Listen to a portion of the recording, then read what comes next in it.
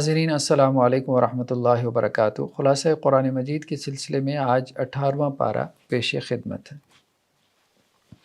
18ویں پارے کا آغاز سورہ مومنون سے ہوتا ہے، یعنی اللہ سبحانہ وتعالیٰ نے یہ سورت اس کو مومنون کا نام دیا، یعنی اپنے اہل ایمان بندوں کو آپ یوں کہہ لیں کہ ان کی عزت افزائی کرتے ہوئے اس کا نام ہی مومنون رکھ دیا، اور اس لیے بھی کہ اس کے شروع میں جو ہے وہ اللہ تعالیٰ نے اہل ایمان کا یا مومنوں کا تذکرہ کیا۔ یہاں پہ قرآن مجید نے 3 باتوں کو بیان کیا۔ ایک بات تو یہ کہ مومن کون ہے، یعنی مومن کو ڈیفائن کیا گیا۔ ایک تو یہ ہے کہ بہت سارے لوگ کلیم کرتے ہیں جی ہم مومن ہیں، آپ مومن ہیں، ہم آپس میں ایک دوسرے کے مومن بھائی ہیں۔ قرآن کس کو مومن کہہ رہا ہے؟ قرآن کی نظر میں مومن کون ہے؟ یعنی صاحب ایمان، ایمان والا شخص۔ تو جس میں یہ کریکٹرسٹکس ہوں، صفات ہوں، کوالٹیز ہوں جو قرآن نے بیان کر دیں، وہ مومن ہے۔ دوسرا، قرآن نے کہا کہ یہ سکسیسفل ہے، یہ کامیاب ہے، تو جس میں یہ کوالٹیز ہیں وہ کامیاب ہے۔ پھر تیسرا کیا کہا گیا؟ تیسرا یہ کہا گیا کہ یہ جنت کے وارث ہیں۔ کس کے؟ جنت الفردوس کے، جو جنتوں میں سے سب سے اعلیٰ درجے کی جنت ہے۔ تو اگر کسی بندے کے اندر یہ کوالٹیز ہوں، یہ صفات ہوں، تو بہرحال وہ مومن بھی ہے، وہ کامیاب بھی ہے، وہ قرآن مجید کے بیان کے مطابق اہل جنت میں سے بھی ہے۔ ایسے بندے کے ساتھ نرمی سے پیش آئیں، ایسے بندے کے اوپر تبصرہ کرتے ہوئے جلدی نہ کریں، بھلے وہ آپ کے مخالف فرقے سے ہی کیوں نہ تعلق رکھتا ہو۔ فرمایا گیا قد افلح المؤمنون، اہل ایمان کامیاب ہو گئے، الذین هم فی صلاتہم خاشعون، جو اپنی نمازوں میں خشوع اور خضوع سے کام لینے والے ہیں۔ یعنی پہلی صفت جو اہل ایمان کی بیان کی وہ یہ کہ نماز خشوع اور خضوع سے پڑھنے والے ہیں۔ یعنی نماز کی جو باطنی کیفیت ہے، ایک اس کی اپیرنٹ فارم ہے، ظاہری صورت، جس کے اوپر ہم بہت زیادہ زور دیتے ہیں۔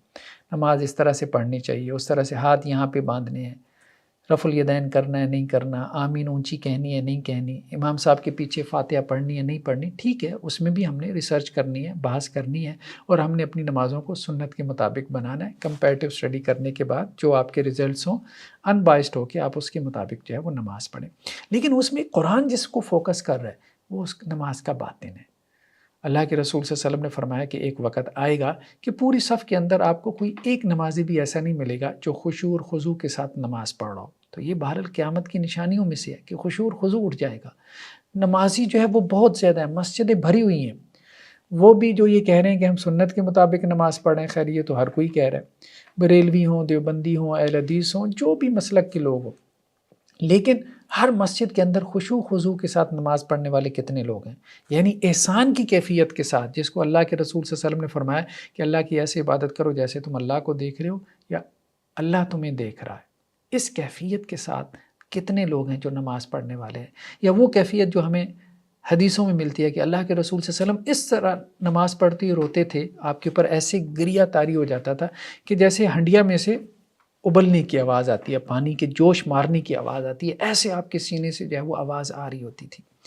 تو نمازوں کے اندر خشوع اور خضوع، نماز کی جس کی باطنی کیفیت اچھی ہے، جس کی نماز کے اندر توجہ اللہ کی طرف ہے، تو وہ بندہ مومن ہے۔ اور اس توجہ کو بڑھانے کے لیے محنت کرتے رہا کریں، اس کے لیے پریکٹس کریں، اور اس کو سب سے پہلے تو زیر بحث لے کے آئیں نا۔ جس طرح ہم ظاہری مسئلوں کو زیر بحث لے کے آتے ہیں، اسی طرح باطن کی کیفیت کو بہتر کیسے بنایا جا سکتا ہے۔ ہمارے یہاں خطبات جمعہ ہونے چاہیے، ہمارے یہاں وعظ ہونے چاہیے، ہمارے یہاں دروس ہونے چاہیے اس موضوع کے اوپر کہ نماز کی باطنی کیفیت کیسے بہتر بنا سکتے ہیں۔ اب تو جس عالم سے بھی کوئی بندہ پوچھتا ہے کہ مجھے نماز میں بہت خیالات آتے ہیں، تو وہ ایک حدیث سنا کے کہ بس اللہ کے رسول صلی اللہ علیہ وسلم نے ایک صحابی کو کہا تھا بائیں طرف جو ہے وہ بس تھوک دو، تو آپ تھوک دیا کریں، اس سے کیا ہوگا؟ اس کے خیالات چلے گئے؟ وہ تو کہتا ہے جی نہیں گئے۔ تو نہیں، اس کو موضوع بحث بنائیں، کیوں نہیں گئے؟ وہ صحابی کے چلے گئے تھے، اس کے کیوں نہیں گئے؟ اس کو موضوع بحث بنائیں، اس کے اوپر کتابیں لکھیں۔ جیسے بہت سے جو ہے وہ ظاہری مسائل کے اوپر، نماز کے ظاہری مسائل پہ ہم نے کتابیں لکھی ہیں، اور دونوں طرف سے 20 کتابیں لکھی گئی ہیں، تو اسی طرح باطنی کیفیت کو بہتر بنانے کے لیے کہ ہماری نماز میں توجہ اللہ کی طرف ہو جائے، وہ جیسے اہل حدیث کے ایک بہت بڑے عالم دین مولانا عبداللہ غزنوی علیہ الرحمہ، جو مولانا نذیر حسین دہلوی علیہ الرحمہ کے شاگرد بھی تھے، تو مولانا عبداللہ غزنوی علیہ الرحمہ ایک مرتبہ مسجد کے صحن میں نماز پڑھ رہے تھے، جیسا کہ مولانا اسحاق بھٹی علیہ الرحمہ نے بیان کیا، اور ان کے پیچھے اور بھی نمازی تھے۔ تو اچانک جو ہے وہ بہت تیز و تند جو ہے وہ آندھی طوفان اور بارش شروع ہو گئی، اور اتنی تیز و تند جو ہے وہ بارش تھی کہ سارے لوگ جو ہے وہ چھوڑ کے چلے گئے، سارے لوگ چھوڑ کے چلے گئے، اور مولانا مسجد کے سین میں نماز پڑھتے رہے۔ اور جیسے ہی مولانا نے جو ہے وہ سلام پھیرا تو ان کا پہلا جملہ کیا تھا؟ پہلا جملہ ان کا یہ تھا، اوہو بارش ہوئی ہے اور عبداللہ کو پتہ ہی نہیں چلا۔ یہ صورتحال تھی ان کی نمازوں کی۔ تو وہ صحابہ کی نمازوں میں جو کیفیت ہوتی تھی، جو رسول اللہ صلی اللہ علیہ وسلم کی کیفیت ہوتی تھی، اس کیفیت کو بھی تو ہم نے حاصل کرنا ہے، اس کو بھی ہم نے حاصل کرنا ہے۔ تو یہاں پہ قرآن یہی کہہ رہا ہے کہ مومن وہ ہے جو نمازوں میں خشوع اور خضوع اختیار کرنے والے ہیں۔ والذین هم عن اللغو معرضون، جو لغو سے، لغو کسے کہتے ہیں؟ میننگ لیس سے اعراض کرنے والے ہیں، بے معنی۔ صبح سے شام تک بیٹھے ہیں، براؤزنگ کیے جا رہے ہیں فیس بک کے اوپر، وہ ریلز کا ایک سلسلہ ہے، چھوٹی چھوٹی ویڈیو کلپس ہیں یوٹیوب پہ، فیس بک کے اوپر شارٹس ہیں، وہ نہ ختم ہونے والا سلسلہ ہے، اور کوئی مقصد، کوئی سر پیر ہے ہی نہیں۔ کیا مقصد ہے اس کا؟ یہ دیکھا وہ دیکھا، کچھ بھی نہیں ہے، بے مقصد ایکٹیویٹی ہے۔ نہیں، بندے مومن کی جو ایکٹیویٹی ہوتی ہے وہ پرپسفل ہوتی ہے۔ آپ آخرت کے لیے کچھ کرو، اپنا آخرت کو بناؤ۔ آخرت کے لیے نہیں کر سکتے، خدمت خلق کا کام کرو، ویلفیئر کا کام کرو، لوگوں کے کام ہو، وہ نہیں کر سکتے، چلو اپنی کوئی دنیا سنبھال لو۔ چلو وہ نہیں کر سکتے، سپورٹس میں کم از کم جو کرکٹ کھیل رہا ہے وہ اس کی ورزش تو ہو رہی ہے، جو سارا دن 8 گھنٹے جو ہے وہ اسکرین کے سامنے بیٹھا ہے اس کو کیا حاصل ہو رہا ہے؟ بھلے وہ کرکٹ ہی دیکھ رہا ہو یا ویڈیو گیمز کھیل رہا ہو، اس کو کیا حاصل ہو رہا ہے؟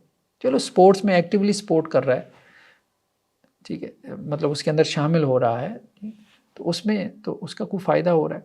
تو میننگ لیس کام کو چھوڑ دیں۔ سارا دن جو ہے جیسے گاؤں دیہات میں دیکھتے ہیں، تھڑے پہ بیٹھے ہوئے ہیں، تاش کھیلی جا رہے ہیں، بنٹے کھیلی جا رہے ہیں، تو ویسے ہی وقت ضائع کر رہے ہیں، وقت ضائع کر رہے ہیں، ٹائم کلنگ جسے ہم کہتے ہیں۔ بندہ مومن یہاں ٹائم جو ہے وہ کل کرنے کے لیے نہیں آیا، ٹائم بنانے کے لیے آیا۔ ٹائم از گولڈ، اس کو بنانا ہے ہم نے، ورنہ تو برف کی طرف وہ پگھل جائے گا، اور وہ پگھل رہا ہے۔ والذین هم للزکاۃ فاعلون، اور جو مسلسل اپنا تزکیہ کرتے رہتے ہیں، یہ مومن ہے۔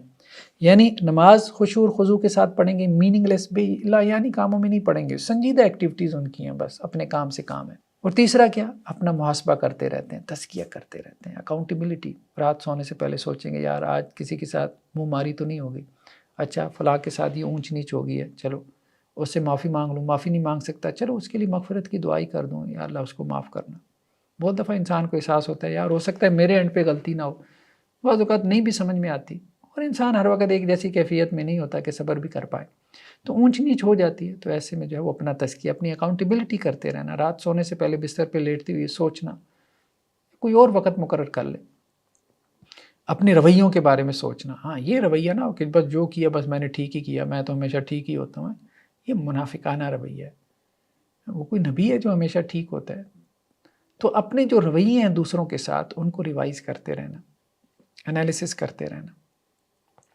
والذین هم لفروجہم حافظون، اور جو اپنی شرمگاہوں کی حفاظت کرتے ہیں، اپنے پرائیویٹ پارٹس کی حفاظت کرتے ہیں، مراد زنا میں، اڈلٹری میں، بدکاری میں نہیں پڑتے، وہ زنا نہیں کرتے، وہ منہ ماری نہیں کرتے۔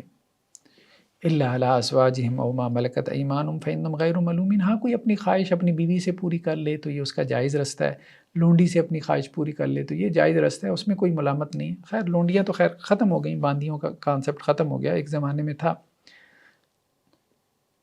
فمن ابتغى وراء ذلك فاولئک هم العادون، لیکن کوئی اس کے علاوہ اپنی خواہشات پوری کرنے کی کوشش کرے گا بدکاری کے راستے سے، تو ظاہری بات ہے یہ حد سے تجاوز کرنے والا ہے، تو وہ اپنی شرمگاہ کی بھی حفاظت کرتے ہیں۔ اللہ کے رسول صلی اللہ علیہ وسلم نے فرمایا کہ 2 چیزوں کی حفاظت کا ذمہ لے لو، میں تمہیں جنت کی گارنٹی دیتا ہوں۔ اللہ کے رسول جنت کی گارنٹی دے رہے ہیں، لیکن اللہ کے رسول صلی اللہ علیہ وسلم نے کہا 2 چیزوں کی گارنٹی مجھے دو، پھر میں جنت کی تمہیں گارنٹی دیتا ہوں، یعنی میں تمہیں قیامت والے دن اللہ سے جنت لے کے دوں گا۔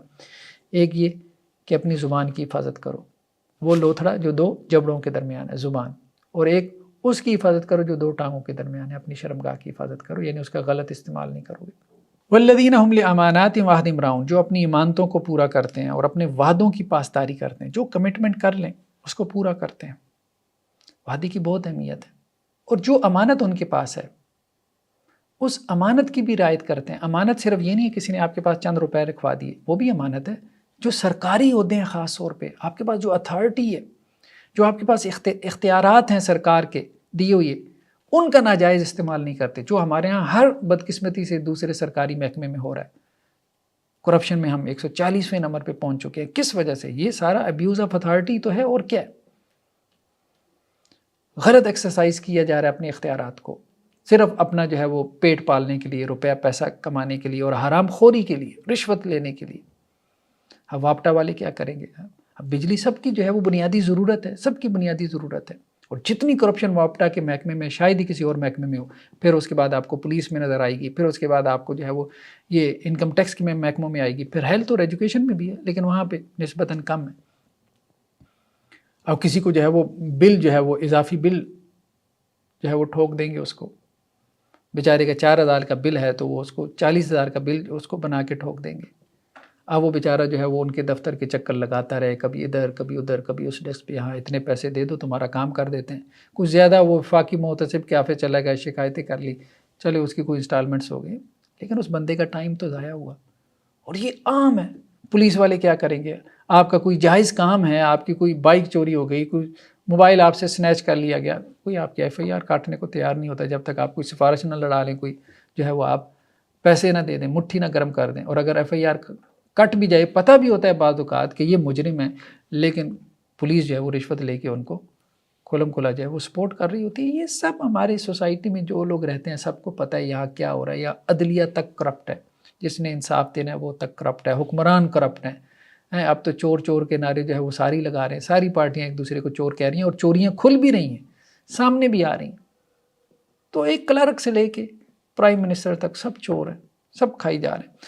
تو اپنی یہ امانت دار لوگ تو نہیں ہیں، انہوں نے اپنے عہدوں میں خیانت کی ہے، جو ان کے پاس اختیارات تھے ان میں خیانت کی. آپ بھلے جو ہے وہ تسبیحات پکڑ لیں، بھلے جو ہے وہ اسلام کے نعرے لگا لیں، بھلے جو ہے وہ ربیع الاول کے 12 دن منا لیں یا محرم کے جو ہے وہ 10 دن منا لیں، اگر یہ ظلم و ستم کا بازار انہوں نے گرم کر رکھا ہے، کرپشن کا، ظلم و ستم کا، اور اس ظلم و ستم کی وجہ سے اللہ کے رسول صلی اللہ علیہ وسلم کی لعنتیں بھی ہیں کہ راشی کے اوپر جو ہے رشوت لینے والے کے اوپر اور دینے والے کے اوپر اللہ کی لعنت.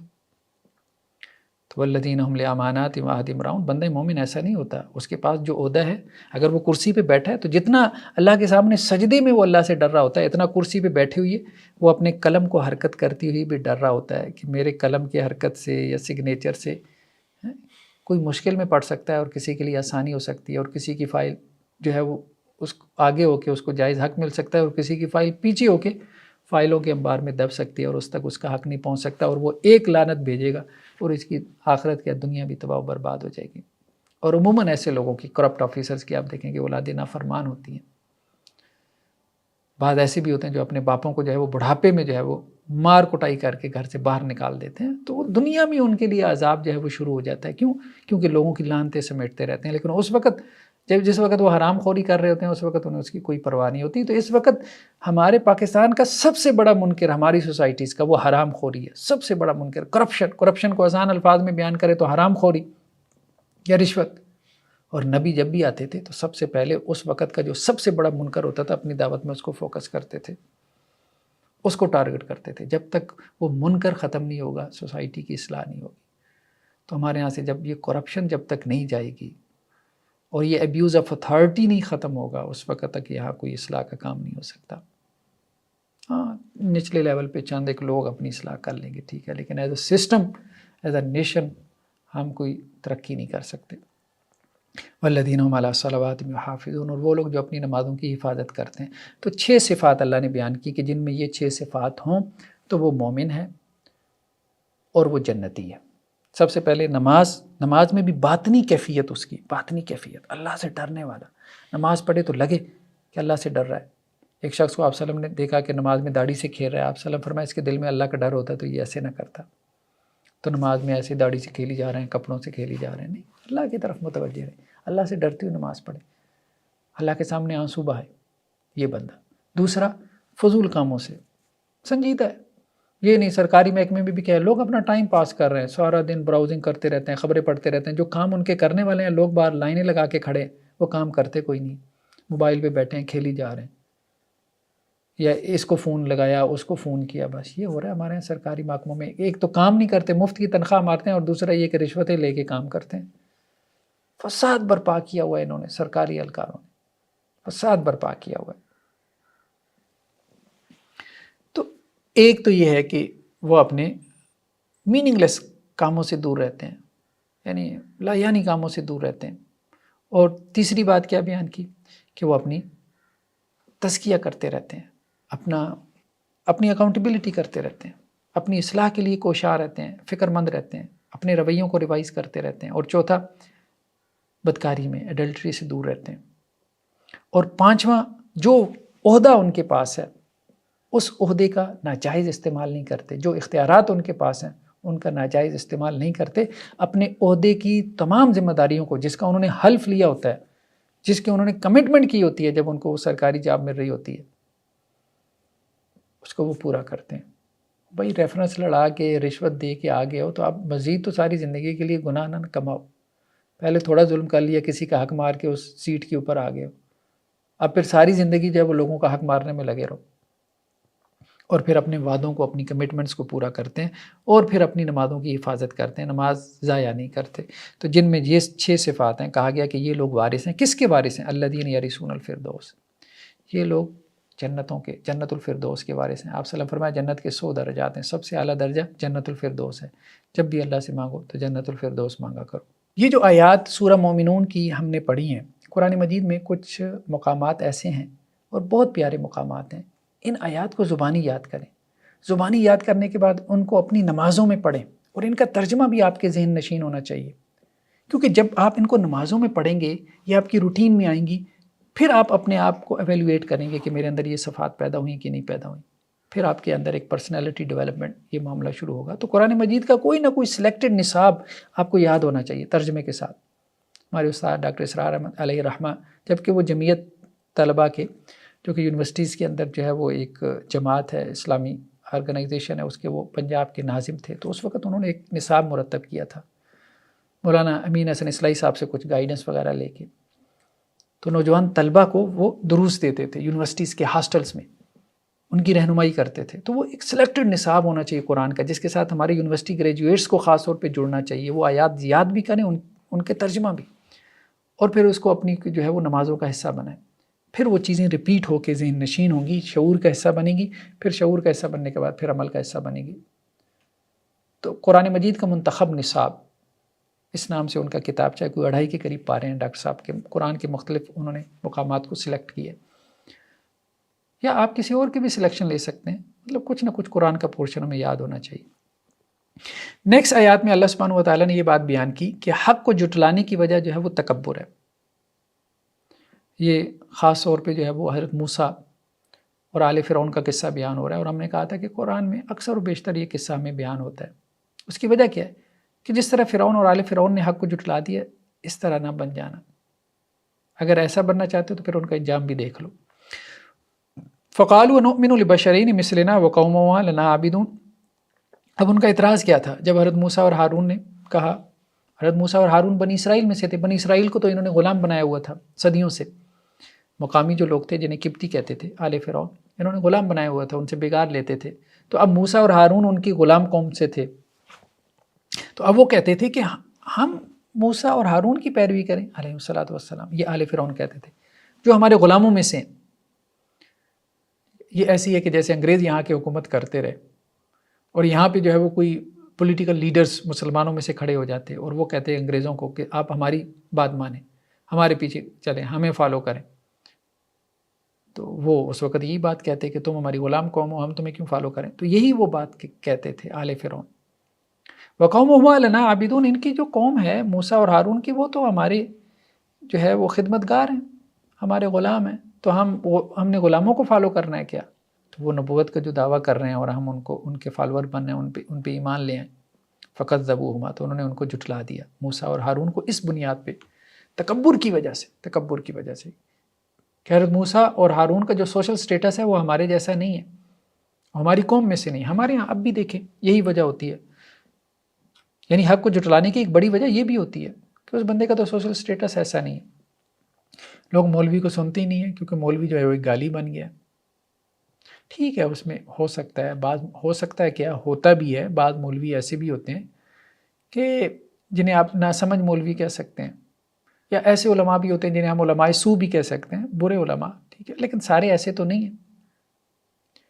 اب لوگ کیا کرتے ہیں جی، بالکل جمعہ کے آخر میں آتے ہیں، جب نماز جو ہے وہ کھڑے ہونے کا وقت ہو جاتا ہے، تقریر ہی نہیں سنتے. کیا وجہ ہے؟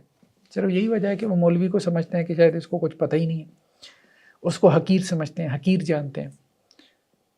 اس لیے جب اس کی تنخواہ بھی مقرر کی جاتی ہے تو وہ اسی اعتبار سے، یعنی مولوی کی تنخواہ مقرر کرنی ہوگی تو وہ بہت کم ہوگی، اور اگر اسکول ٹیچر کی مقرر کرنی ہوگی تو وہ زیادہ ہوگی، حالانکہ دونوں جو ہے وہ علم دے رہے ہیں. اس کی وجہ یہ ہے کہ اس کو حقیر سمجھا جاتا ہے، اس کے پیشے کو حقیر سمجھا جاتا ہے. تو یہ حقارت نہیں ہونی چاہیے دین اور دین اختیار کرنے والوں کے لیے. کیونکہ یہ پھر جو ہے وہ وجہ بن جاتی ہے، حق کو جھٹلانے کی وجہ بن جاتی ہے.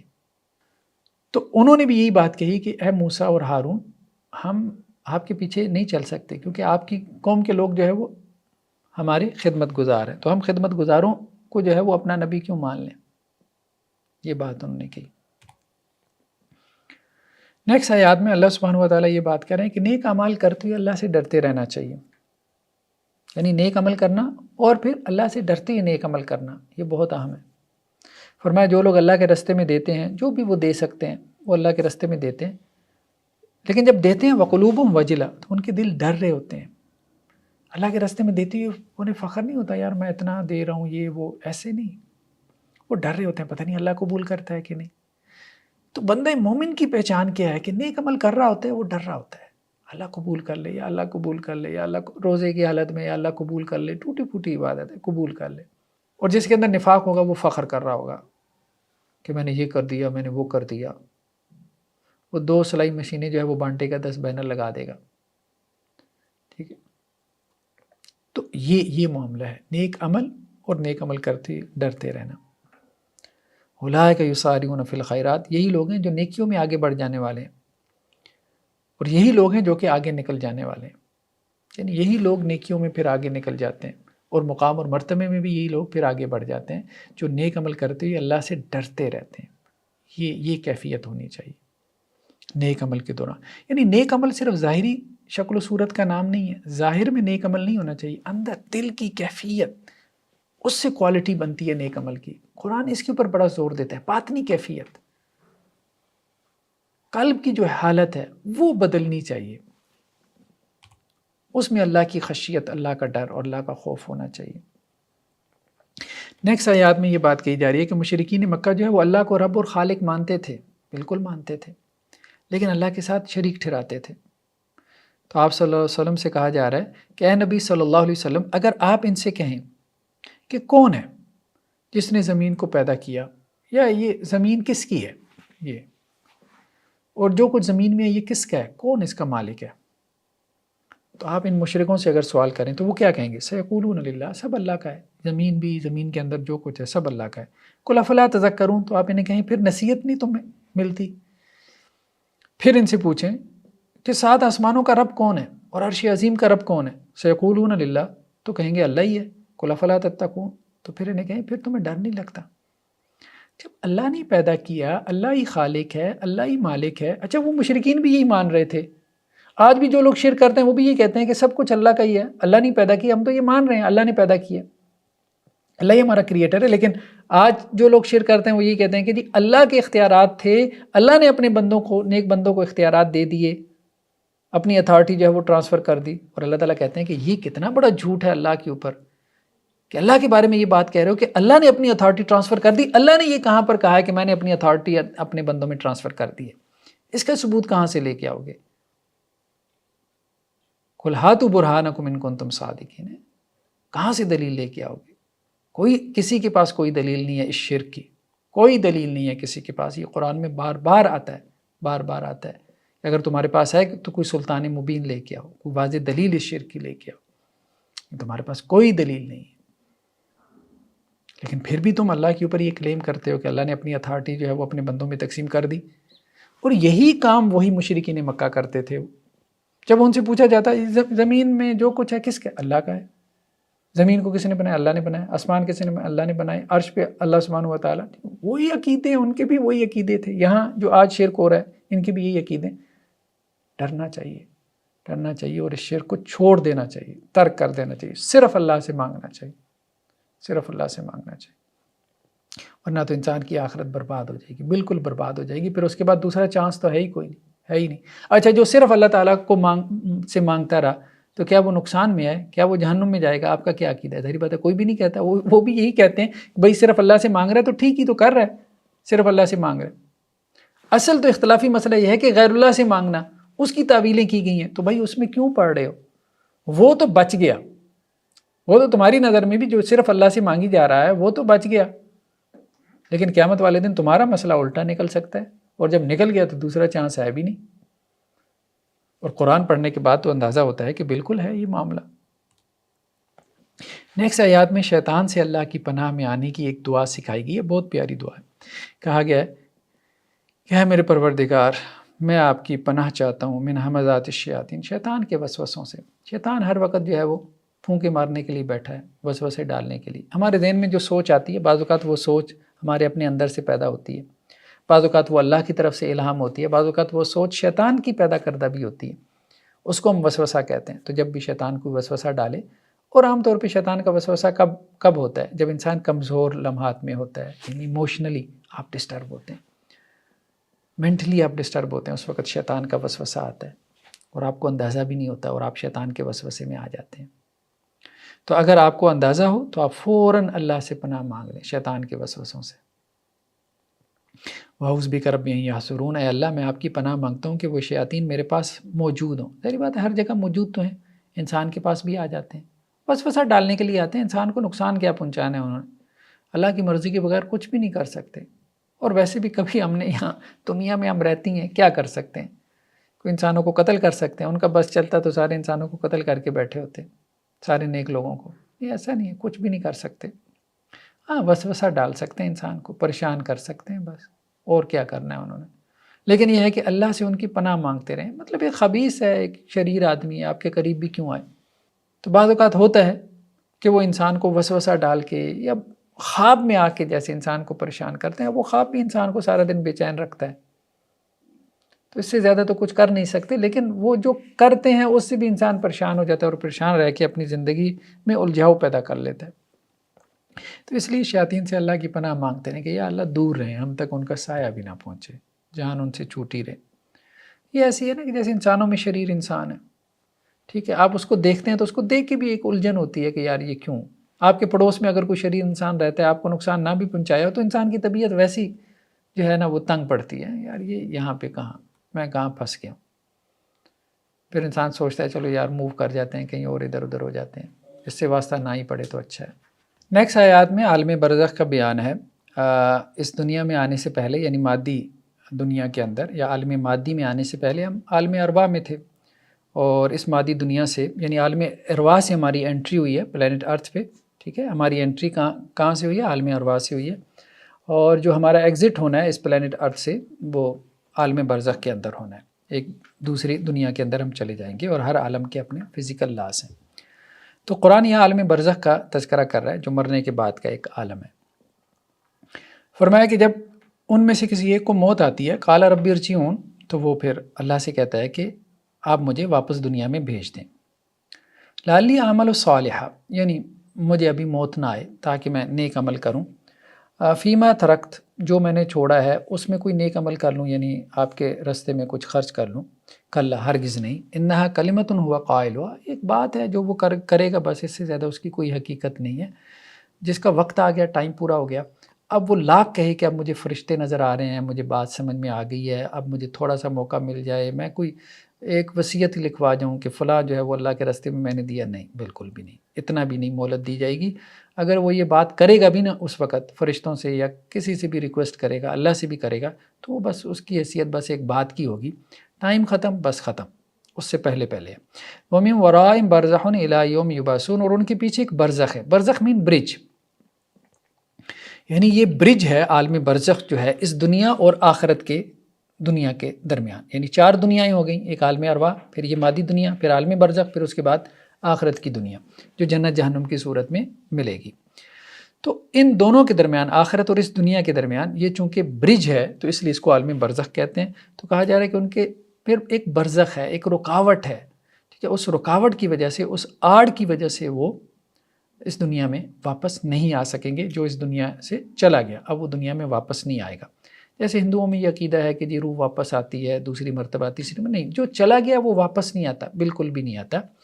اب وہ قیامت والے دن ہی جو ہے وہ دوبارہ اٹھایا جائے گا، کیونکہ قرآن نے پھر اس کی طرف اشارہ کر دیا الی یوم یبعثون، پھر دوبارہ جو ہے جب ان کو اٹھایا جائے گا، اور وہ قیامت والا دن ہوگا جب ان کو اٹھایا جائے گا. تو اس سے پہلے پھر وہ عالم برزخ ہے جسے ہم عالم قبر کہتے ہیں. تو عالم قبر میں انسان کی کیفیت کیا ہوتی ہے کہ اس کا یہ جو جسم ہوتا ہے اس کو ہم مٹی میں دبا دیتے ہیں جسے ہم قبر کہتے ہیں، اور اس کی جو روح ہے وہ اوپر چلی جاتی ہے. ایک مقام علیین ہے، ایک سجین ہے، ایک جگہ نیک لوگوں کی روحیں ہیں، ایک جگہ بد لوگوں کی روحیں ہیں. اب وہ روح کا کنیکشن انسان کی جو ہے وہ اس کے ساتھ باڈی کے ساتھ جو ہے وہ ہوتا ہے، کچھ نہ کچھ اس کا کنیکشن جو وہ ہوتا ہے. اصلاً جو عذاب ہو رہا ہوتا ہے وہ اس کی روح کو ہوتا ہے، لیکن اس کا اثر جو ہے وہ انسان کی باڈی پہ بھی ہو رہا ہوتا ہے. جیسے نیند کی حالت میں انسان کی روح جو ہے وہ کسی قدر نکل جاتی ہے انسان کے جسم سے. اب آپ خواب میں دیکھتے ہیں کوئی آپ کے ساتھ کسی کی لڑائی ہو گئی تو وہ آپ کو تکلیف پہنچاتا ہے، تو آپ کو تکلیف ہوتی بھی ہے. بعض اوقات آپ جب بیدار ہوتے ہیں تو آپ کو جسم کے اس حصے پہ پین ہو رہی ہوتی ہے جس کے بارے میں آپ کو خواب میں یہ نظر آ رہا تھا کہ یہاں پہ مجھے جو ہے وہ کوئی چیز جو ہے وہ ماری گئی ہے. تو یہ اسی طرح سے ہے کہ باڈی کے اوپر بھی جو ہے وہ کچھ نہ کچھ اثر ہوتا ہے، اس کو بھی کچھ نہ کچھ پین جو ہے وہ ملتی ہے. یا اگر وہ نیک بندے کی باڈی ہے تو اس کو کچھ نہ کچھ جو ہے وہ روح کی نسبت سے، مطلب تعلق سے اس کو کچھ نہ کچھ راحت ملتی رہتی ہے، اور وہ روح اوپر چلی جاتی ہے. زیادہ نیک روح ہوتی ہے تو وہ جنتوں میں بھیج دی جاتی ہے.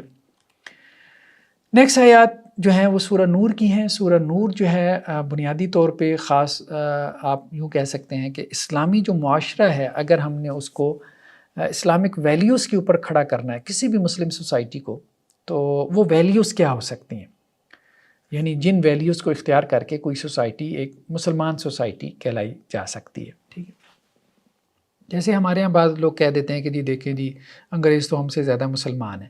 ان کی کچھ اچھی باتوں کی وجہ سے کہ وہ وعدے کے بڑے جو ہے وہ پاسدار ہیں، وعدہ پورا کرتے ہیں، ملاوٹ نہیں کرتے، دھوکہ نہیں دیتے، اس قسم کی باتیں کر کے لوگ یہ کہتے ہیں، ایک جملہ ایسی کہہ دیتے ہیں بائی دا وے. تو کوئی سوسائٹی کس وقت جو ہے وہ مسلمان سوسائٹی کہلائی جا سکتی ہے، یعنی اللہ تعالیٰ کیا چاہتے ہیں کسی اسلامی معاشرے میں کہ یہ ویلیوز جو ہے وہ سب سے نمایاں ہونی چاہیے. اس میں کچھ چیزوں کا تو اللہ نے ذکر کیا کہ یہ چیزیں تو بالکل نہیں ہونی چاہیے کسی مسلم سوسائٹی میں، اور ان میں ایک سب سے بڑی چیز جو ہے وہ زنا ہے، اور کچھ چیزوں کے بارے میں حکم دیا کہ یہ ہونی چاہیے. تو زنا سے منع کیا، اور شروع میں ہی زنا کی سخت سزا بیان کر دی کہ زنا کرنے والا مرد ہو یا عورت فجلدوا کل واحد منہما 100 جلدہ. تو میل ہے یا فیمیل ہے، اگر وہ اڈلٹری کا اس نے اس کو کمٹ کیا تو اس کی سزا کیا ہے 100 لیشز، 100 دھرے جو ہے اس کو مارے جائیں. وَلَا تَأْخُذْكُمْ بِهِمَا رَأْفَةٌ فِي دِينِ اللَّهِ، اللہ کے دین کے معاملے میں کوئی نرمی کی بھی کوئی ضرورت نہیں. اور کوڑا بھی یہ وہ والا کوڑا نہیں ہے کہ جس سے اس کی جو ہے وہ کھال ادھیڑ دے، مطلب یہ ہے کہ یہ عبرت کے لیے بیسیکلی. ٹھیک ہے، پبلک پلیس پہ ہو، اور تاکہ وہ آئندہ ایسا کام نہ کریں. لیکن یہ بھی کس زانی کے لیے؟ اس زانی کے لیے کہ جس کو زنا کرتے ہوئے 4 لوگوں نے دیکھ لیا، یعنی وہ اتنا کھلم کھلا ہو گیا کہ اب 4 لوگ اس کو زنا کرتے ہوئے آئی وٹنس کے طور پہ دیکھ رہے ہیں. اب اس کو سزا دو. ہاں، جس کا معاملہ یہ ہے کہ اس نے چھپ چھپا کے کیا، اب ظاہری بات ہے کہ اس کے اوپر تو سزا کیسے لاگو ہوگی، اس کے اوپر تو سزا نہیں لاگو ہو سکتی. وہ پھر اللہ تعالیٰ سے جو ہے وہ معافی مانگے گا، توبہ استغفار کرے گا. جس کو 4 لوگوں نے دیکھ لیا، اگر 3 لوگوں نے بھی دیکھا ہے تو پھر بھی اس پہ سزا نہیں ہے جب تک 4 لوگ پورے نہ ہو جائے. تو فرمایا گیا کہ اگر تم اللہ پہ اور آخرت کے دن پہ ایمان رکھتے ہو تو پھر جو ہے وہ زانی کو، مرد ہو یا عورت، اس کو سزا دو. کب؟ جب اس کا گناہ پھیل جائے، جب اس کی شرم و حیا اتنی رخصت ہو جائے کہ وہ لوگوں کے درمیان یہ کام کرنا شروع کر دے. وَلْيَشْهَدْ عَذَابَهُمَا طَائِفَةٌ مِّنَ الْمُؤْمِنِينَ، اور ان کو سزا دیتے وقت اہل ایمان کا ایک گروہ موجود رہے تاکہ وہ عبرت بنے، تاکہ زنا پھیلے نہیں نا. چوری چھپے اس نے چھپ کے جو کر لیا سو اس کا گناہ اس کی اپنی ذات کی حد تک ہے، اللہ سے توبہ استغفار کرے، گناہ تو وہ بھی ہے. لیکن یہ ہے کہ جب وہ پھیل رہا ہے، لوگ اس کو دیکھ رہے ہیں اور لوگوں کو جرأت مل رہی ہے، تو پھر اب اس کو سزا دی جائے گی. نیکسٹ یہ بات کہی گئی کہ تہمت نہیں لگانی، یعنی تہمت سے مراد بہتان نہیں. والذین یرمون المحصنات، جو لوگ پاک دامن عورتوں کے اوپر تہمت لگاتے ہیں، پاک دامن مرد ہوں یا عورتیں ہوں، کسی کے اوپر بھی تہمت نہیں آپ لگا سکتے. زنا کی تہمت، جیسے ہمارے ہاں بعض اوقات لوگ بڑی آسانی سے کہہ دیتے ہیں جن لوگوں کا تعلق شوبز سے ہوتا ہے، ٹھیک ہے شوبز میں ہوتا ہوگا، لوگوں کے آپس میں ریلیشن شپ ہوتے ہوں گے، لیکن کسی اسپیسیفک جو ہے وہ ایکٹر یا ایکٹریس کے بارے میں یہ کہہ دینا اس کے فلاں یا فلانی کے ساتھ تعلقات ہیں، اب دیکھیں یہ تہمت میں آ جاتا ہے، یہ نہیں کہنا چاہیے جب تک 4 گواہ نہ ہو۔ تو فرمایا گیا کہ جو لوگ پاک دامن عورتوں پہ تہمت لگاتے ہیں پھر 4 گواہ نہیں لے کے آتے، فجلدوم ثمانین جلدہ، تو پھر ان کو 80 کوڑے مارو۔ یعنی کسی کے بارے میں تم زبان نہیں کھول سکتے جب تک تمہارے پاس 4 گواہ نہیں ہیں۔ تم نے خود کسی کو کیوں نہ دیکھا ہو زنا کرتی ہوئی تو تم نہیں کہہ سکتے کہ وہ دونوں زانی ہیں میں نے دیکھا ہے جب تک 3 گواہ اور نہ ہو، کیونکہ جھوٹ بھی بول سکتے ہو، ٹھیک ہے؟ تو یہ نہیں ہے، 4 گواہ ہونا ضروری ہے۔ اگر 4 گواہ نہیں ہوں گے تو بس اپنی زبان جو ہے وہ اس کو بند رکھو۔ فجلدوم ثمانین جلدہ، اور جو کوئی کسی کے اوپر جھوٹی تہمت لگائے گا، 4 گواہ نہیں لے کے آئے گا اور کہے گا کہ جی وہ آپس میں ملوث ہیں، تو پھر اس کو تہمت کی سزا دی جائے گی، اور وہ کیا، وہ 80 کوڑے۔ یعنی ایک بندہ مومن کی جو ذات ہے اس کو اتنا رسپیکٹ فل بھی بنایا گیا ہے، اس کی جو ناموس اور عزت کی جو حفاظت ہے وہ اس طرح سے اس کو سکیور کیا گیا، اور کہا گیا کہ جو لوگوں پہ تہمت پھر لگاتے ہیں ایک تو 80 کوڑے ان کی سزا ہے، اور دوسرا ان کی گواہی کبھی بھی قبول نہیں کرنی، اور یہی لوگ فاسق ہیں۔ نیکسٹ آیات میں جو ہے وہ واقعہ افک کا بیان ہے۔ اللہ کے رسول صلی اللہ علیہ وسلم ایک جو ہے وہ غزبے پہ گئے، تو واپسی میں جو ہے وہ ایک مقام پہ قافلے نے پڑاؤ ڈالا، تو حضرت عائشہ رضی اللہ عنہ کہیں قضائے حاجت کے لیے نکلی ہیں تو ان کا ہار گم ہو گیا، تو وہ ہار ڈھونڈتے ڈھونڈتے ان کو دیر لگ گئی، تو قافلہ جو ہے وہ وہاں سے چل پڑا، اور اس وقت اونٹوں کے اوپر ہودج ہوتے تھے، خیمے سے چھوٹے سے بنے ہوتے تھے، چاروں طرف جن کے کپڑا ہوتا تھا، اور ازواج جو ہے وہ ان کے اندر بیٹھی ہوتی تھیں، جو بھی خاندانی عورتیں ہوتی تھیں وہ اس طرح سے پردے میں بیٹھی ہوتی تھیں، تو وہ کسی کو محسوس نہیں ہوا، خاص طور پہ وہ جس کے ہاتھ میں جو ہے وہ اونٹ کی مہار تھی، ان صاحب کو بھی محسوس نہیں ہوا کہ حضرت عائشہ اندر ہیں کہ نہیں ہے، انہوں نے بھی سمجھا کہ اندر ہوں گی، تو وہ اٹھ کے جو ہے وہ چل پڑے۔ ایک صحابی صفوان بن معطل رضی اللہ عنہ، اللہ کے رسول صلی اللہ علیہ وسلم نے ان کی ڈیوٹی لگائی ہوئی تھی کہ وہ پیچھے پیچھے قافلے کے چلتے تھے، تاکہ قافلے نے کہیں پڑاؤ ڈالا اور کسی کا سامان رہ گیا تو وہ اٹھا کے لیتے آئے، تو وہ پیچھے پیچھے آ رہے تھے، تو حضرت عائشہ جب واپس آئیں دیکھا قافلہ چلا گیا تو وہ وہاں پہ بیٹھ گئیں اور وہاں پہ لیٹ گئیں کہ جب وہ دیکھیں گے کہ میں نہیں ہوں تو واپس اسی جگہ پہ آئیں گے، لیکن بہرحال وہ قافلہ تو آگے چلتا رہا، وہ پیچھے سے صفوان بن معطل آ گئے، تو ان کی نظر پڑی حضرت عائشہ رضی اللہ عنہا سوئی ہوئی تھیں، تو انہوں نے ان کو پہچان لیا، کیونکہ حجاب کی آیات نازل ہونے سے پہلے جو ہے وہ انہوں نے ان کو دیکھا ہوا تھا، تو انہوں نے جو ہے وہ پھر ان کو متوجہ کی آواز سے، تو حضرت عائشہ رضی اللہ عنہا بیدار ہوئی، تو وہ ان کو اونٹ پہ بٹھا کے واپس مدینہ لے آئے۔ اب جو عبداللہ بن ابی تھا منافقین کا سردار، اس نے اس چیز کو جو ہے وہ ایشو بنا لیا، اور اس نے کہا کہ معاذ اللہ نبی کی بیوی تو بچ کے نہیں آئی، اور ان صحابی کے ساتھ جو ہے وہ ملوث ہو گئی ہے، معاذ اللہ ثم معاذ اللہ۔ تو اللہ کے رسول صلی اللہ علیہ وسلم نے پھر حضرت عائشہ رضی اللہ عنہا سے پوچھا، تو انہوں نے اپنی پاک دامنی کا اظہار کیا، اور پھر اس کے بعد جو ہے وہ اللہ کے رسول صلی اللہ علیہ وسلم نے حضرت علی سے بھی مشورہ کیا، کچھ اور بھی صحابہ سے مشورہ کیا، تو حضرت علی رضی اللہ عنہ نے بھی کہا کہ اللہ کے رسول صلی اللہ علیہ وسلم آپ بہتر سمجھتے ہیں، تو بہرحال آپ صلی اللہ علیہ وسلم اور حضرت عائشہ رضی اللہ عنہ کے یہاں تقریباً 1 مہینہ تک جو ہے وہ جدائی بھی رہی، کیونکہ معاملہ واضح نہیں تھا۔ پھر حضرت عائشہ رضی اللہ عنہ کی برات پہ جو ہے وہ یہ آیات نازل ہوئی ہیں، اللہ سبحانہ و تعالیٰ نے خود ان کی برات کا جو ہے وہ اعلان کیا ہے، پھر اللہ کے رسول صلی اللہ علیہ وسلم جو ہے وہ حضرت عائشہ رضی اللہ عنہ کو اپنے گھر لے کر آئے، لیکن یہ 1 مہینہ خود آپ صلی اللہ علیہ وسلم کے لیے بہت پینفل رہا تھا، اللہ نے اس کو آزمائش بنایا، اللہ نے، کیونکہ اللہ کے رسول صلی اللہ علیہ وسلم خود کہتے ہیں کہ سب سے زیادہ آزمائش نبیوں پہ آتی ہے، اور نبیوں میں سب سے زیادہ آزمائش اللہ نے جو ہے وہ میرے اوپر بھیجی ہے، نبی کے درجات بلند کرنے کے لیے۔ کوئی یہ نہ کہے کہ نبی کو جو ہے وہ خواہ مخواہ جو ہے وہ مرتبے دے دیے گئے، نہیں، وہ نبیوں کو جو مرتبے ملے ہیں وہ ان کی آزمائش کے نتیجے میں ملے ہیں، اللہ کی رحمت بھی ہے، وہ نو ڈاؤٹ وہ بھی ہے۔ تو یہاں پہ کہا جا رہا ہے کہ جو لوگ وہ جھوٹ گھڑ کے لائے، اے مسلمانوں اسبتم منکم، وہ تمہیں میں سے ایک جماعت تھے، منافقین کی جماعت تھی لیکن بظاہر تو مسلمان تھے، لا تحسبوہ شرا لکم، اب اس کو کہ نبی کی بیوی پہ تہمت لگی ہے اس کو برا نہ سمجھو، کیوں، بل هو خیر لکم، وہ تمہارے لیے بہتر ہے، کس اعتبار سے بہتر ہے، یعنی اس میں ایک بہتری کا پہلو بھی ہے، اس کو سوچ لو، وہ پہلو یہ ہے کہ قذف کی آیات جو ہے وہ نازل ہو گئی کہ آئندہ کوئی تہمت لگائے گا کسی کے اوپر 4 گواہ نہیں لے کے آئے گا تو 80 کوڑوں کے لیے تیار رہے، تو گویا تمام جو پاک دامن مرد اور عورتیں تھیں ان کی جو عزت ہے وہ محفوظ کر دی گئی، سکیور ہو گئی۔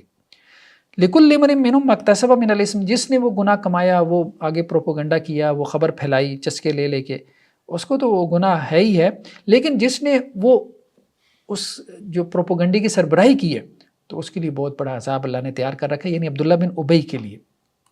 اور ساتھ یہ بات بھی کہی جا رہی ہے کہ مومن مرد ہو یا عورت اس پہ تہمت جو ہے وہ اس کو نقل کرنا یا اس پہ تہمت لگانا یہ گناہ عظیم ہے، اور مسلمانوں کو کہا جا رہا ہے کہ دیکھو تم بڑی آسانی سے یہ بات بیان کر رہے تھے کہ حضرت عائشہ رضی اللہ عنہا جو ہے وہ ان کے ساتھ واپس آئی ہیں، پتہ نہیں کیا معاملہ ہے، وَتَقُولُونَ بِأَفْوَاهِكُم مَا لَيْسَ لَكُم بِهِ علم، اپنے منہ سے ایسی باتیں کہی جا رہے تھے جن کا تمہیں علم نہیں تھا، وَتَحْسَبُونَهُ هَيِّنًا، اس معاملے کو تم ہلکا سمجھ رہے تھے۔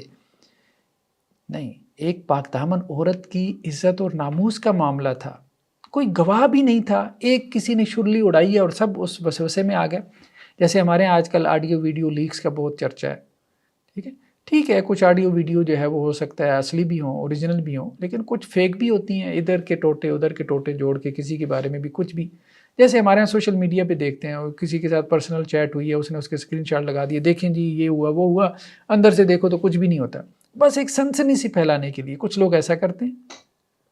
تو یہ نہیں ہونا چاہیے، کوئی بھی بندہ مومن ہے، اس کی پرسنل ایک لائف ہے، آپ کے اس کے ساتھ اگر کوئی چیٹ بھی ہے، اس کی پرسنل لائف بھی ہے، آپ اس کو اس طرح سے پبلک نہیں کر سکتے۔ اللہ کے رسول صلی اللہ علیہ وسلم فرمایا، اے وہ لوگوں جو دوسروں کے عیوب کے پیچھے پڑے ہو، مسلمانوں کے عیوب کے پیچھے پڑے ہو، باز آ جاؤ، اگر اللہ تمہارے عیوب کے پیچھے پڑ گیا تو اللہ تمہیں تمہارے گھر بیٹھے رسوا کر دے گا۔ تو کسی مسلمان بھائی کا اگر کوئی گناہ تمہارے سامنے آ بھی جاتا ہے، اس پہ پردہ ڈالو، اللہ تمہارے گناہوں پہ پردہ ڈالے گا۔ ہاں کوئی اپنے گناہ میں اتنا ہی کھل گیا ہے کہ اب چار چار گواہ موجود ہیں، ٹھیک ہے اس کے اوپر تو حد قائم کرو، پھر اس کے اوپر تو حد قائم کرو۔ تو ولولا اذ سمعتموہ قلتم ما یکون لنا ان نتکلم بہذا سبحانک ھذا بہتان عظیم، کیوں نہ ایسی ہوا جب تم نے یہ بات سنی کہ حضرت عائشہ رضی اللہ عنہا پہ تہمت لگا رہے تھے وہ منافق، تو تم یہ کہتے کہ نہیں ہم یہ بات ہی نہیں کر سکتے، یہ تو بہت بڑا بہتان ہے، یہ تو بات ہمارے لیے زبان سے نکالنا ہی جو ہے مناسب نہیں ہے۔ تو کوئی بھی پاک دامن عورت ہو، کوئی بھی پاک دامن مرد ہے، کوئی شریف مرد ہے، شریف عورت ہے، اس کے بارے میں اگر کوئی ایسی بات وائرل ہو جاتی ہے، دیکھیں ایک تو ایسی خبیث ہے نا، وہ سب کو پتہ ہے اس کی خباثت، وہ پبلکلی اپنی خباثت جو ہے وہ عام کرتا رہتا ہے، ٹھیک ہے میں یہ کرتا ہوں میں وہ کرتا ہوں، وہ کمٹ کرتا رہتا ہے، اقرار کرتا رہتا ہے۔ جیسے ہمارے ہاں ایک مفتی صاحب بہت معروف ہیں، عبدالقوی، عورتوں کے ساتھ اٹھنا بیٹھنا اور فوش گفتگو کرنا وہ سب کو پتہ ہے، چلے ان کے بارے میں کوئی ایسی گفتگو کر دیتا ہے جو وہ کر رہے ہیں، ایسی کوئی گفتگو کر دے تو وہ کوئی حرج بھی نہیں ہے، وہ سب کے سامنے ان کی حالت، ان کی کیفیت اور ان کا قبلہ۔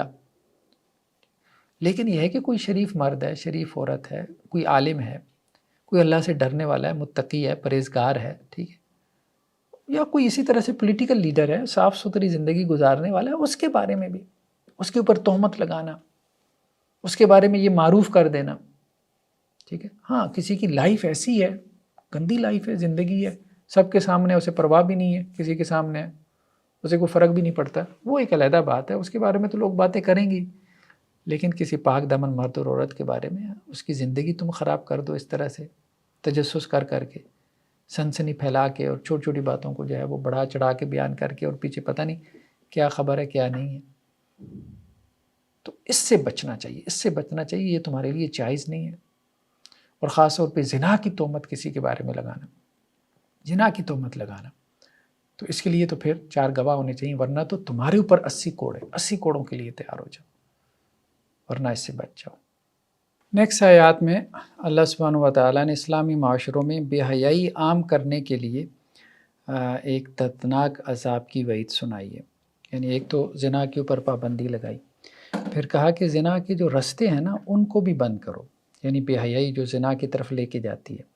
پھر آگے چل کے ہم دیکھیں گے اس کے بالمقابل پھر نکاح کو رواج کرنے کا حکم دیا۔ ظاہری بات ہے زنا کو ختم کرنے کے جو ہے وہ پابندیاں لگائی گئیں، اور پھر نکاح کو آسان کرنے کے لیے جو ہے وہ اس کے احکامات اور انسٹرکشن دی گئی۔ تو فرمایا گیا کہ جو لوگ یہ پسند کرتے ہیں ان تشیع الفاحشۃ فی الذین آمنوا، کہ اہل ایمان میں، مسلم سوسائٹیز میں جو ہے وہ بے حیائی پھیلے، عام ہو، لہم عذاب علیم فی الدنیا والآخرہ، ان کے لیے دنیا اور آخرت میں دردناک عذاب ہے، اور اللہ جانتا ہے اور تم نہیں جانتے۔ یعنی یہ جو اس طرح سے پروپیگنڈا کر رہے تھے ازواج مطہرات کے بارے میں، یعنی حضرت عائشہ رضی اللہ عنہا کے بارے میں، تو وہ بھی ایک طرح سے بے حیائی کی بات ہی پھیلا رہے تھے، ایک بات جس کا سر پیر ہی نہیں تھا۔ تو بعض اوقات گناہ کی بات کرنے سے بھی گناہ جو ہے وہ پھیلتا ہے، تو قرآن نے تو اس حد تک اس بات کو لیا ہے، اور ہمارے اب تو میڈیا گویا کہ وہ اس بات کے اوپر لگا ہوا ہے، ہمارا جو ہے وہ یہ الیکٹرانک میڈیا ہو یا آپ کہہ لیں کہ جی سو کالڈ جو ہے وہ سوشل میڈیا ہے، بے حیائی کو پھیلانے کے اوپر لگا ہوا ہے۔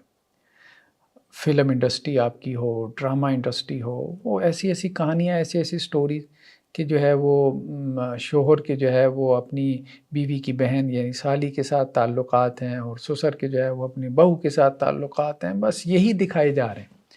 اب وہ سوسائٹی میں کہیں اگر 2-4 کیسز ہیں تو وہ سب کچھ دیکھ کے ایسے لگے کہ ہر طرف یہ ہو رہا ہے تو تم بھی یہ منہ ماری کر لو تو کوئی فرق نہیں پڑے گا۔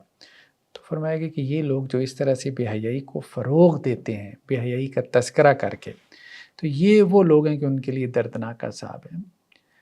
منٹو کے بارے میں عام طور پہ کہا جاتا ہے، اس کے افسانوں کے بارے میں، کہ دیکھیں جو کچھ سوسائٹی میں ہو رہا تھا اس نے تو اس کی پکچر پیش کی، ٹھیک ہے سوسائٹی میں گند ہے، کس کو نہیں پتا کہ گند ہے، لیکن اتنا بھی نہیں ہے کہ آپ جو ہے نا یہ دکھانا شروع کر دیں کہ جی سب ہی گندے ہیں، سبھی ایسا کر رہے ہیں۔